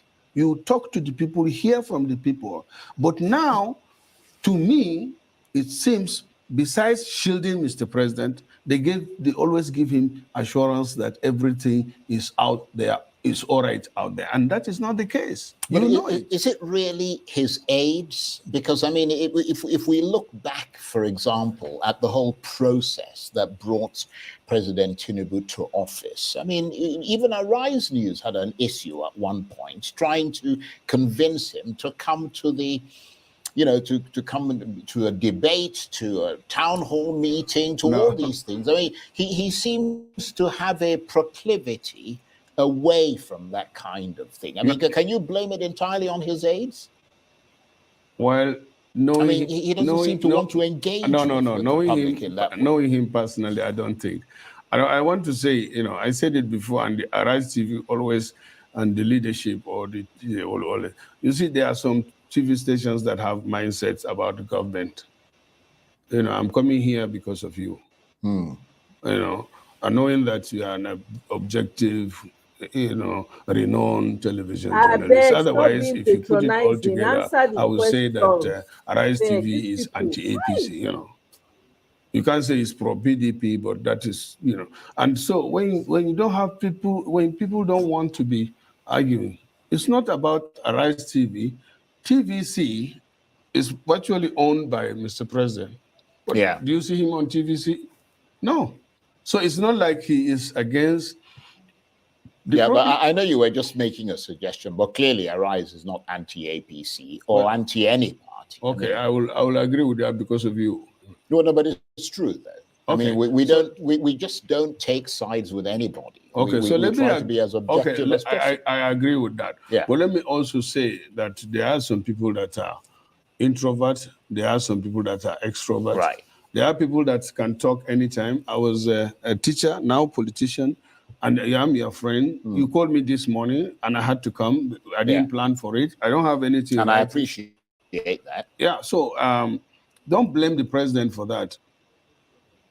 But now that you've mentioned the APC, I mean, you are, of course, a member of that APC, which is the ruling party in Nigeria. Some would say that, I mean, when you came in, you said that one of the first things you said is that this government is going down. Yeah. That's the term that you use. Some would say that you've taken a double-barreled gun, aimed it at your party's foot, and blown its feet off. No, that I mean, yourself, and that your very criticism is leveled at your own party, and you're helping the opposition deliver a sucker punch. There's no opposition. I like that. Okay. I thought don't you have opposition in the National Assembly? No, I don't think so. I like that. So the APC has free reign to do whatever it wants. Not only that, this is a fact of it. The major opposition is supposed to be PDP, isn't it? Or to some extent, the Labour Party. The Labour Party. Yeah. The Labour Party, I think, got it wrong up initio. It has one of the biggest chance, especially with the youths, obedient or Obiana. But I think somewhere around the way they got it wrong. Well, both parties are obviously having internal problems. No, in APC we don't. No, I said both parties. Yeah, the PDP okay. So you can see. So it means well, obviously the APC is as well. You're saying that you can't get access to your president, and you're a senior member of the party. I mean, but that's not crisis. That's crisis, dude. Yeah, but yours is even worse because the crisis is with the country. I mean, you yourself are telling us that Nigeria is in crisis. Exactly. Yeah. And that your party, which is in power, is unable to deal with that crisis, or at least the presidency is not able to deal with it because, I mean, that's an even bigger issue. Yep. I mean, the internal problems within political parties is a slightly minor side thing. I mean, if your party, which Nigerians have voted in and given the reins of office, if you're not able to handle the big issues which you yourself have enumerated, and your point was that the government is going down. That's your part. That's an even bigger crisis, isn't it? Well, I don't think that is a bigger problem than what they have on the other side. I think you are mixing things up a bit. You are talking about governance and you are talking about party administration. Yeah, okay. See, once, and I can see, And I may see more of the reaction of Mr. President, especially when they, they hear us out on this program. Maybe they in the villa are there watching this program and they may be able to pick. It's possible. Yeah, because that's the only way or the left of communication. Now, all I was saying, but all this started with the motion that I and Karimi brought.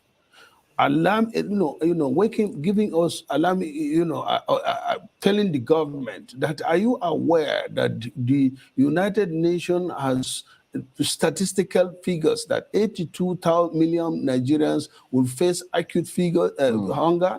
Are you aware that Kade Harmonize is saying that Nigeria is now included in the host spot where crisis will happen? Are you aware that the UNESCO is now counting and treating malnutrition and that's in a good Katsina call. State? So that's a good call. Yeah. Once the government stands up, wakes up to it, this is normal. And once the people can have access to food, once the government will now make it available as they are negotiating to increase the purchasing power of our workers, all these things will be forgotten. But if nothing is being done, then there can be crisis. And your sense is that nothing is being done at the moment. Tangibly. Right. And the other thing is, as I said, I will still say the president is caged in there. Let me use that word again. And there are no people speaking out or doing anything for the Nigerians to see visibly and make, appreciate the effort of the government.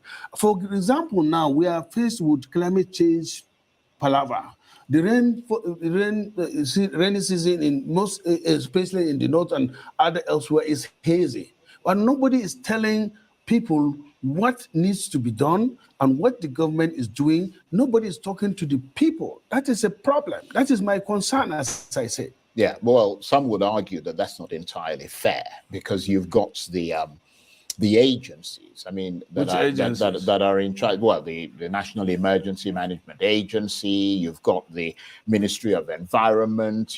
He's just appointed somebody who used to be his spokesman. I think it's Ajuri Ngilale as a kind of special climate envoy. I mean, so they are not unaware of what is going on, and I'm not their spokesman. I'm just saying that they're not unaware of what is going on. And every time there's a lot of talk and alerts are put out about the potential for flooding and so on and so forth.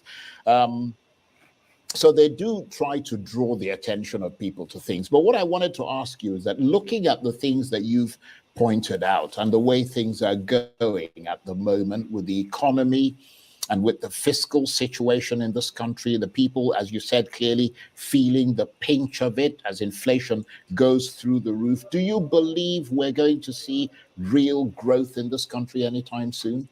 Yeah, it's possible because Nigeria is so blessed with natural and human resources.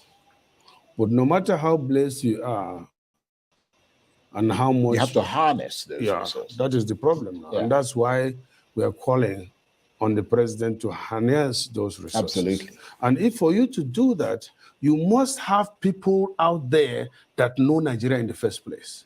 So he needs to engage more. He needs to get the right people into the office, and he needs to be a Democrat. This is not an allegation.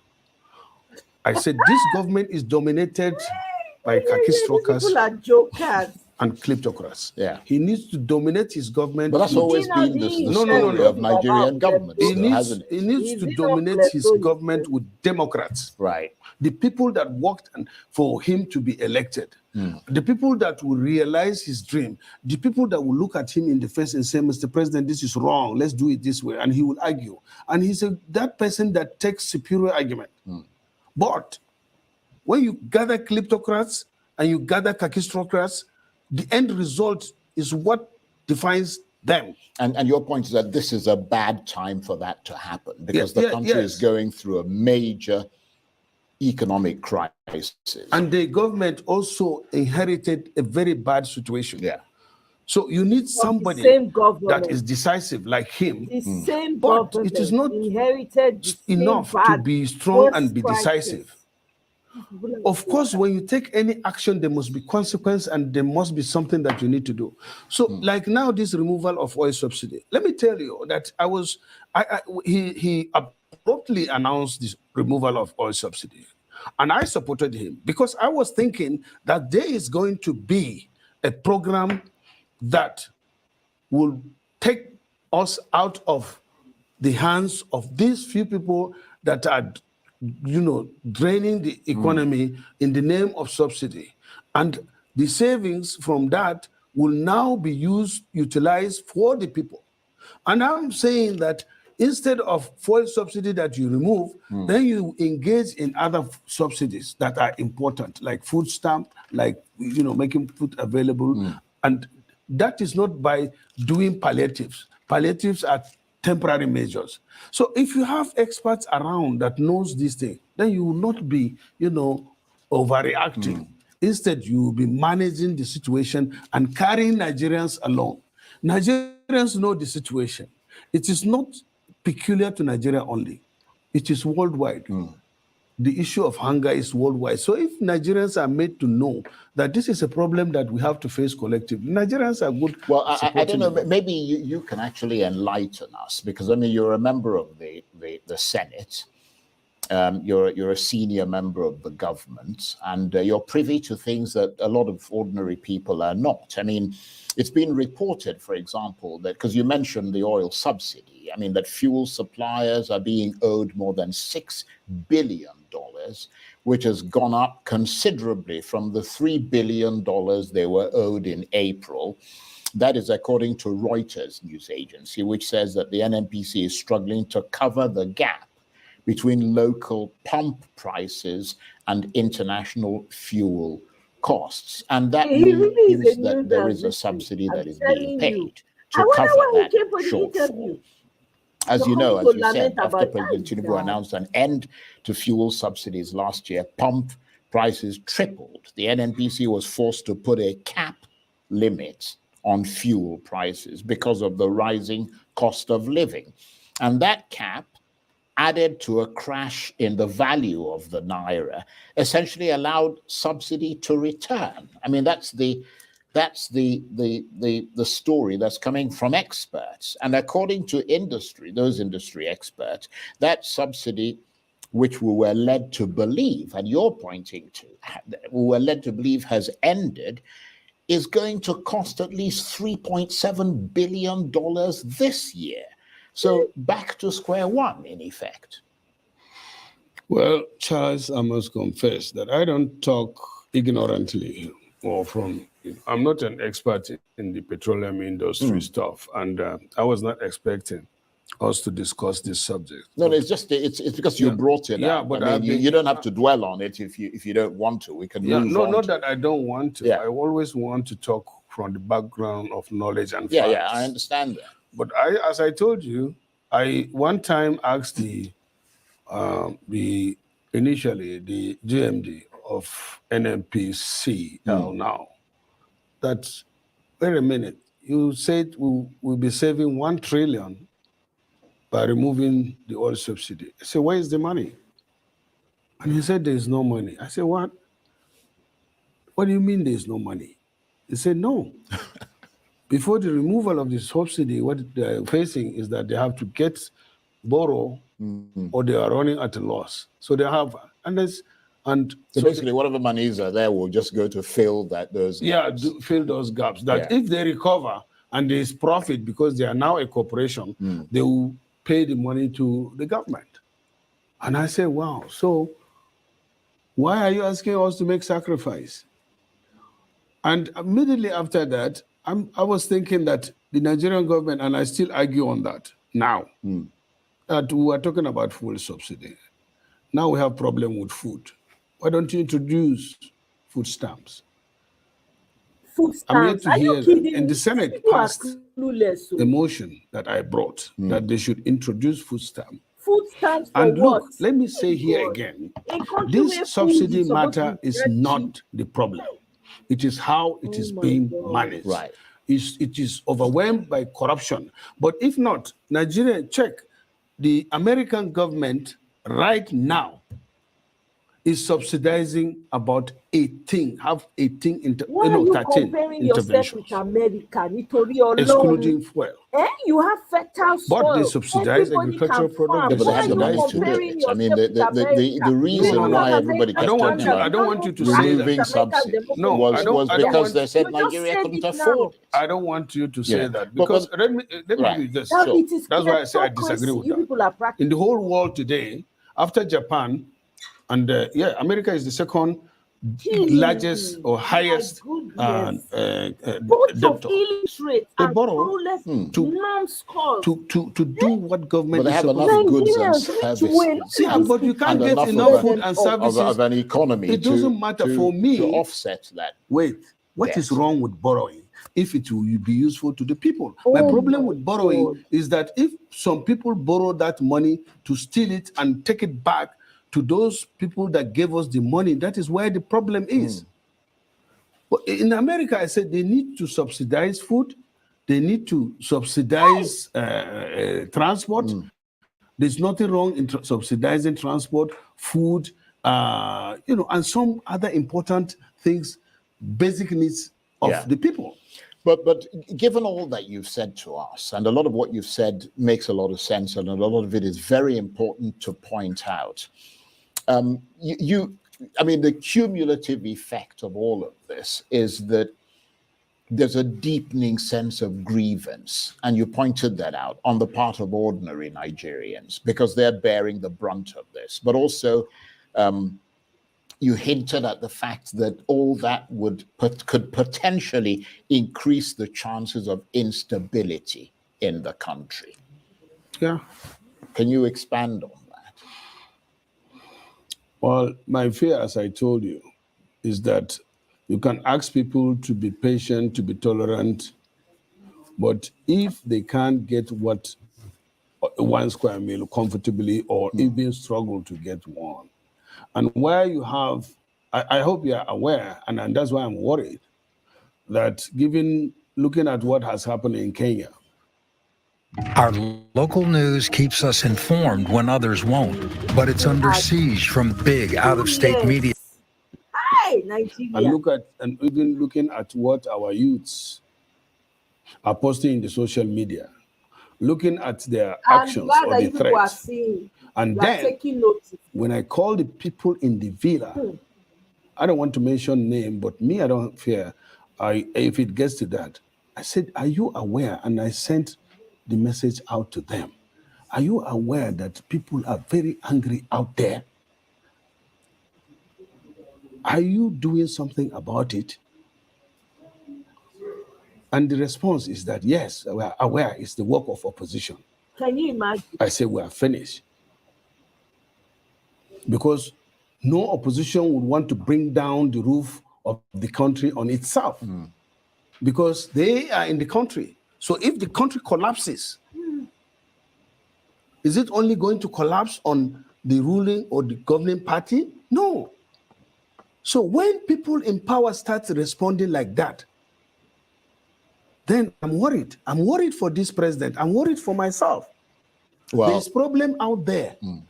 A bag of rice is now selling for 100,000.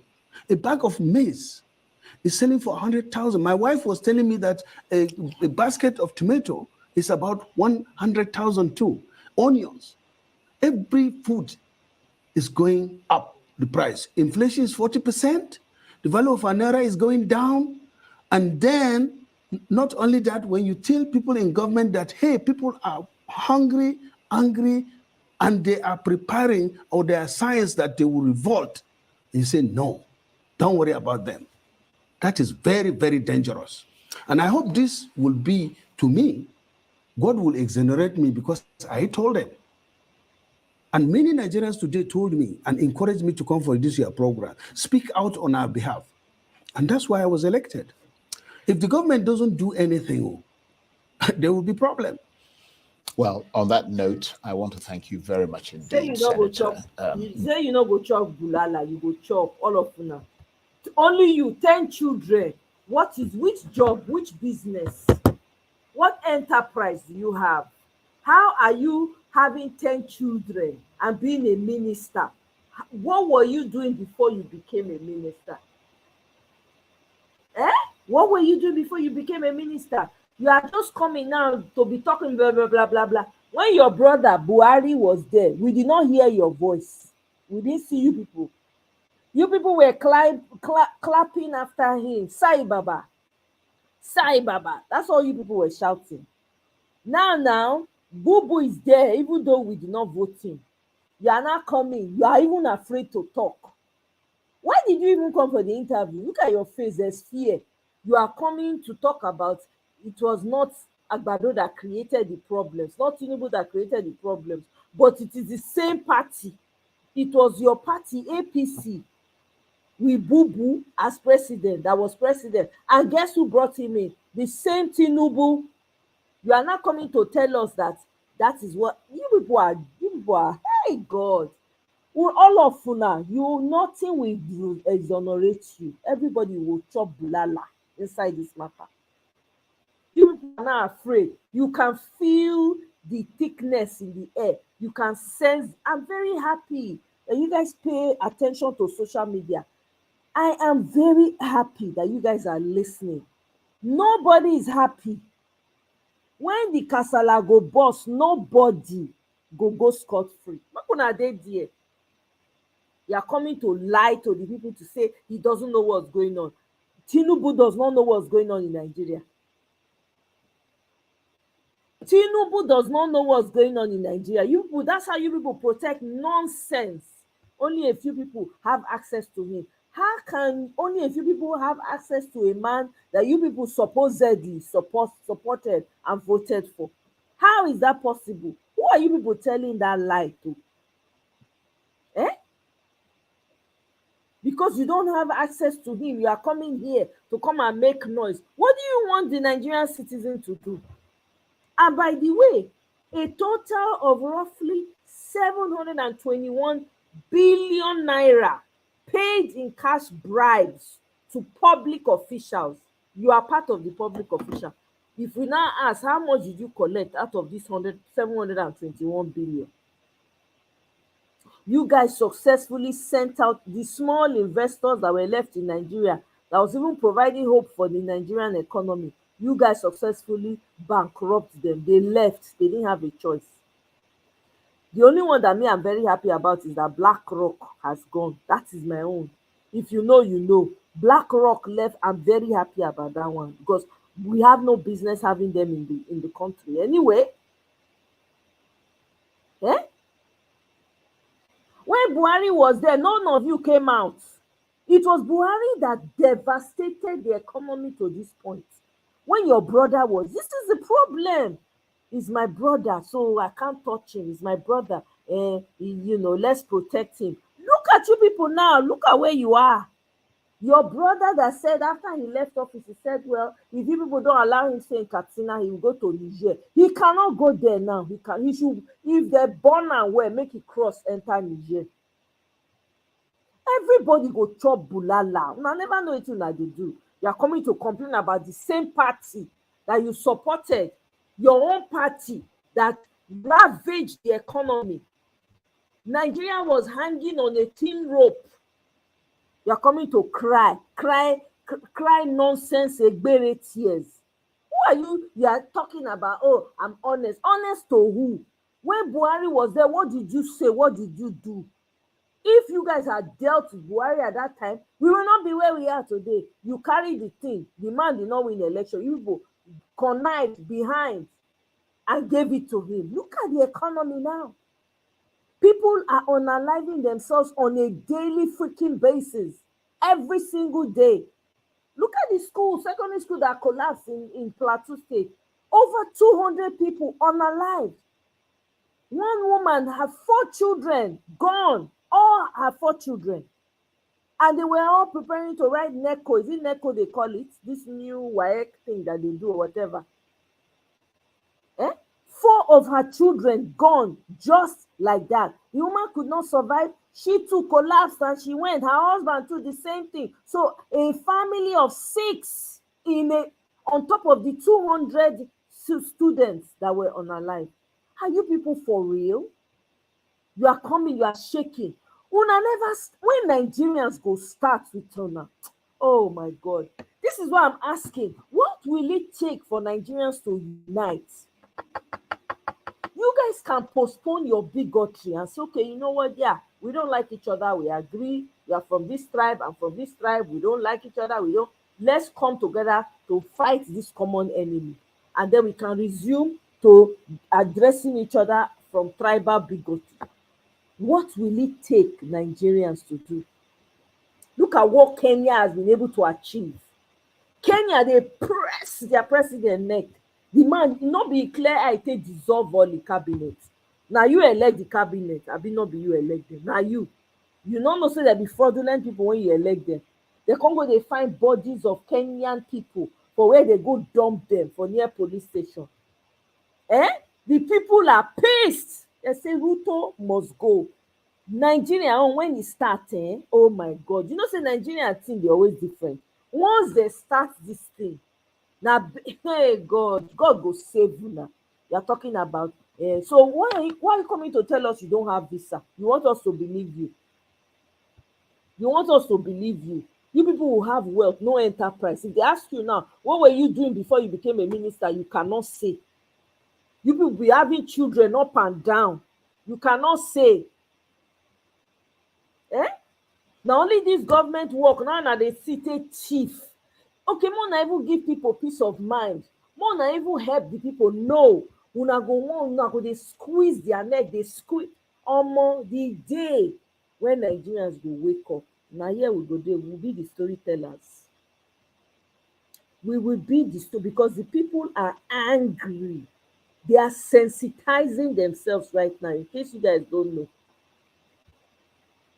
People are unaliving themselves. Now, you know what? I don't want to speak ill of the dead, but those people that are unaliving themselves, if you know you want to unalive yourself, you kukuma know, why don't you just kukuma take a few of these people with you? Honestly, coming to speak big grammar, Tinubu's government is being led by kakistocracy and the kleptocrat. We knew that from the beginning. We knew already. So the information you came to give us now is nothing new to us. It's not something we've not heard before. It's nothing we've not heard before. Now, Nigerians, I blame all this nonsense. You'll be shocked. You'll be surprised that Tinubu has already signed this finance bill that Kenyans have rejected with their body, soul, and spirit. You'll be surprised. They would have shared the money amongst themselves. Don't go buy yacht, proof of Paris. Femi, how now? One man. Hello, welcome. I'm telling you, they just promoted Wike's wife. Wike went to celebrate his wife. And you people say you want to have election. You come and have election. Let me be seeing you people. Come and vote. Let me be seeing you people vote. You people don't know. You don't know what you have invited into your house. This one is coming to say Tinubu does not know what's going on. Are you for real? Who are you talking to, baby? Now, baby, una they talk to. Tinubu not know wetin dey happen. Nah, not well. Very clueless, Victory. Clueless, very empty. Look at this one. Your banner, this one not go school, not see 4 wall of school. Me and you, we don't spend how many days for school, know what to do, we get enough sense to even try to help the economy. No, they go give am to these people when don't know jack. You cannot save it. I'm telling you, all these people coming. I heard they want to create a new state out of Kano. What's the name of that state they want to? Is it Tigi State? Tigri? I don't know. Some funny name like that they want to create out of Kano State. I'm like, is that what the problem is right now? Is that what it is, God? And then they want to, the North is trying to compete so that they will keeping their numbers. It's all propaganda. So that they can keep saying we have more numbers, we have no more numbers. Every dog has its day. There is going to be time up for all these monsters very soon. They use the creation of state, they lie.